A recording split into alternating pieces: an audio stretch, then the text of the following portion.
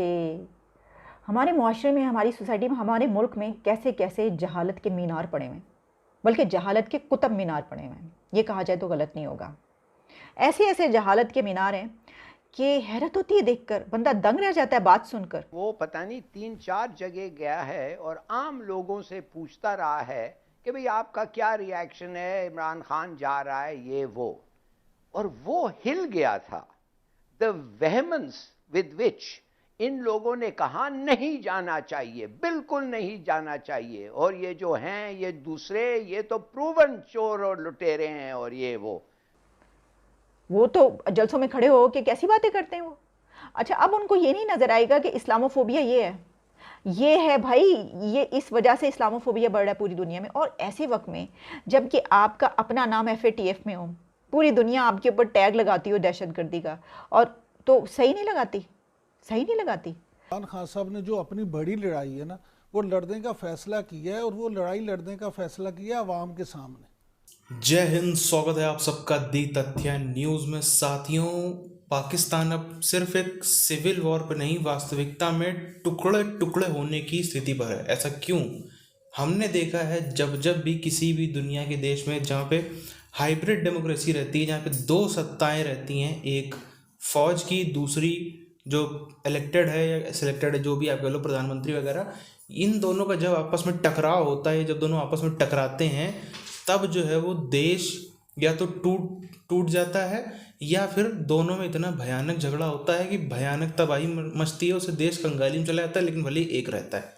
दोनों में से कोई एक चीज़ होने वाली है, क्योंकि साफ तौर पर ये चीज़ हमें नज़र आ रही है। इमरान खान की जितनी धमकियां हैं, इमरान खान जैसे पीछे नहीं हट रहा, इमरान खान का जितना हद पार करके अब देखो फटने फटाने की बात होने लगी, वो सब के सब बाजवा को संदेश है, और इसीलिए बाजवा चुपचाप बैठा है, वो भी कहीं ना कहीं समझ रहा है पूरी चीज़ क्या है। उधर हम चलते हैं, आप चैनल को सब्सक्राइब करके बेल आइकन दबाएं। वाकई उनके जो 27 मार्च की एक्सपेक्टेशन है, उतना क्राउड उनके साथ होगा? वाकई उनकी ये जो ख्याल है कि लोग ज्यादा अब उनके साथ बड़ी तादाद में? लेकिन मैं पहले हिलाली साहब का कमेंट इसमें शामिल कर लूं, वो बड़ी देर से खामोश हैं, फिर मुझे डांट पड़ जाएगी। समीना, मेरे से बेहतर कौन हो सकता है गुड जर्नलिस्ट मुजाहिद बरेलवी।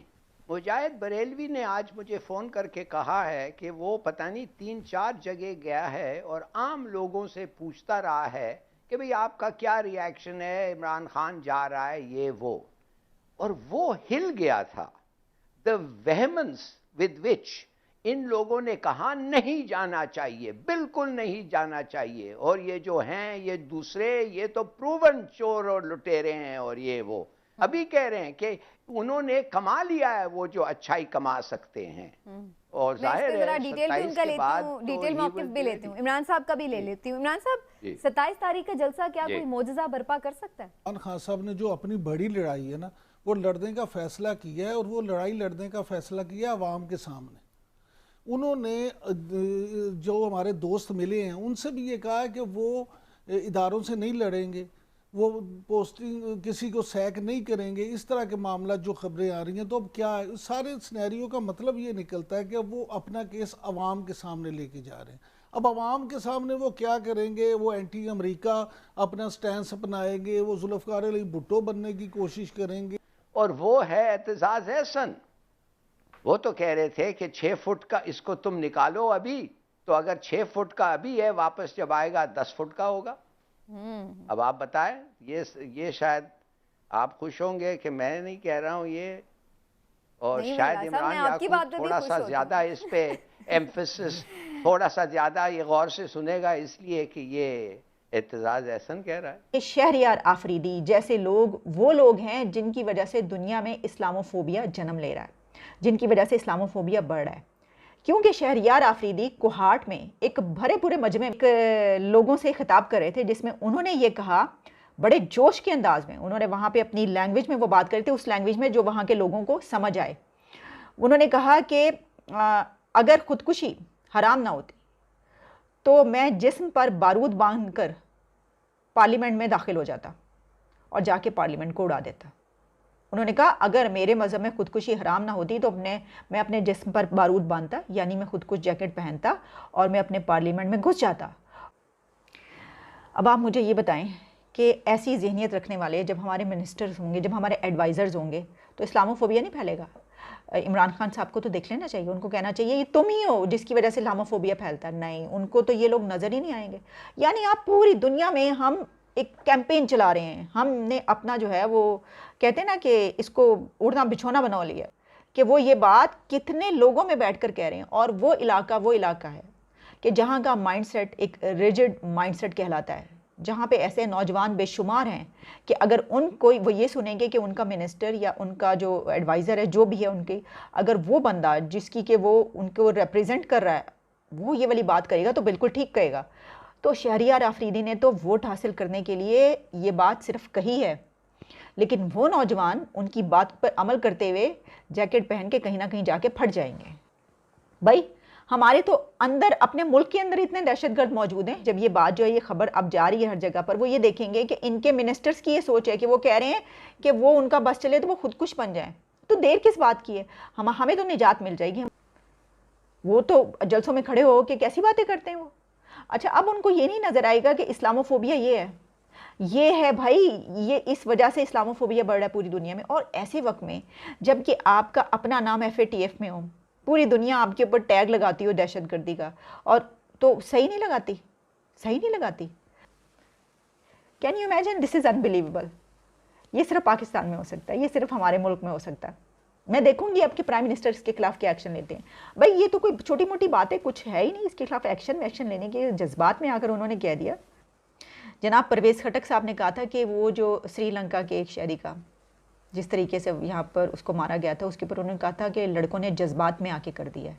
ये बात जो मैं कह रही हूँ ना, कि जितने आप ज़रा अपने दाएं बाएं देख लें, आजू बाजू में, मतलब यार आपको शहादत का इतना शौक़ है आप तो अपनी ये ज़ुबान आप बंद रखें और जाके आप जो अपने साथ करना चाहते हैं करें।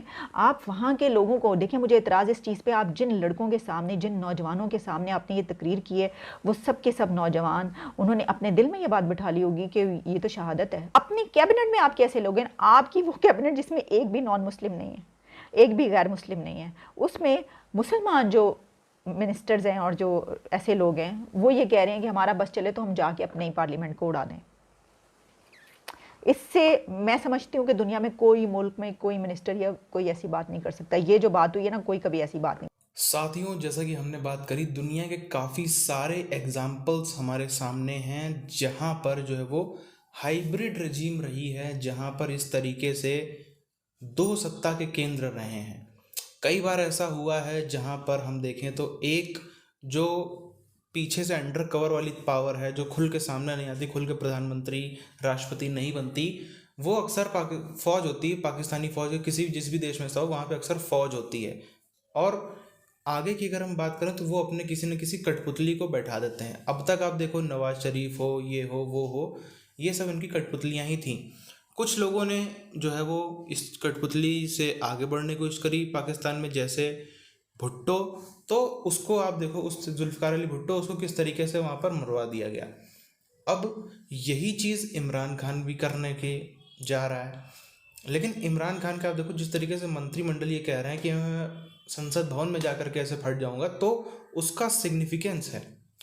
अगर ये लोग अच्छी तरीके से जानते हैं तो ये भी बोल सकते हैं कि दूसरे पार्टी के यहाँ पे जाकर दूंगा, ये कर दूंगा, वो कर दूंगा। लेकिन सबको पता है, पाकिस्तानी खासतौर पर जितने इसका मंत्रिमंडल है, इसको अच्छी तरीके से ये बात पता है इमरान खान के, कि ये जो अपोजिशन है उसकी ताकत नहीं है।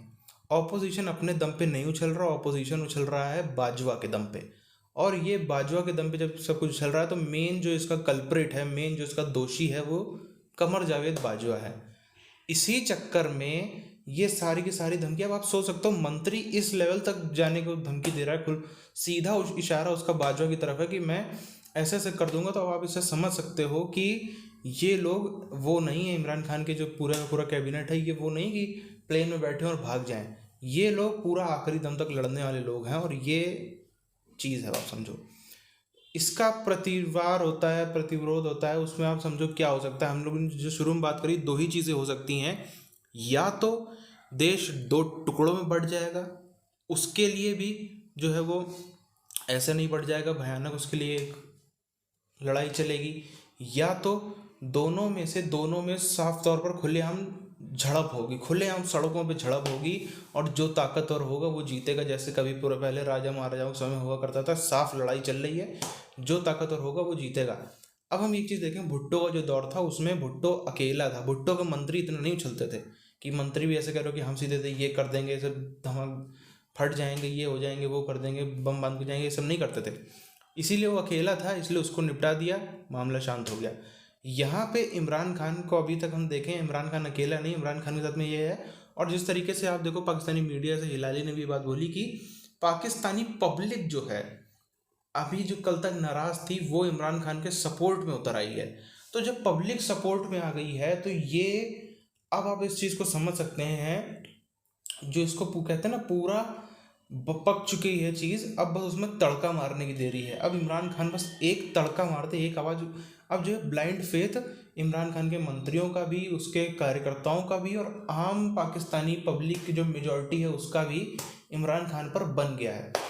अब यदि इमरान खान खुलेआम आह्वान जिस तरीके से कह भी रहा है वो कि अपने घरों से निकलो, घरों से निकलो, जो अभी वो इस्लामाबाद ले जा रहा है वो गलती से इस्लामाबाद की रावलपिंडी की तरफ यदि उन लोगों का मुंह मोड़ दे, तो जिस तरीके से इमरान खान कह रहा है कि 10 लाख लोग निकलते हैं, 10 लाख में 5 लाख 2 लाख लोग भी निकल आए, तो 2 लाख लोगों को कंट्रोल करना पाकिस्तानी फ़ौज के लिए आसान नहीं होगा और ये स्थिति तख्ता पलट तक भी जा सकती है।